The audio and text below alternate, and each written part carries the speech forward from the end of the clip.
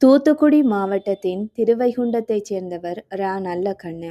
ராம பக்தரான தந்தைக்கு மகனாக பிறந்தாலும் இளம் வயதிலேயே கம்யூனிஸ்ட் கொள்கைகளால் ஈர்க்கப்பட்டு மக்கள் பணியில் தன்னை இணைத்து கொண்டார்.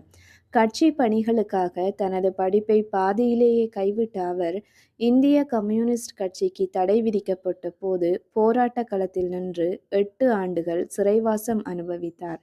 சிறையிலிருந்து திரும்பிய பின் தந்தையின் கராரான நிபந்தனைக்கு இணங்க 1958இல் ரஞ்சிதம் என்பவரை திருமணம் செய்து கொண்டார். ரஞ்சிதம் ஆசிரியையாக பணிபுரிந்து நல்லக்கண்ணுவின் பொது வாழ்க்கைக்கு பெரும் துணையாக திகழ்ந்தார். இந்த தம்பதியினருக்கு காசி பாரதி, ஆண்டாள் என 2 மகள்கள் உள்ளனர். விவசாய இயக்க பணிகள், கம்யூனிஸ்ட் கட்சி பணிகள் என 18 வயதில் தொடங்கிய பணிகளை சுமார் 80 ஆண்டுகளுக்கும் மேலாக தொடர்ந்தார். தமிழ்நாடு முழுக்க இவரது கால்படாத குக்கிராமங்களே இருக்காது என சொல்லலாம்.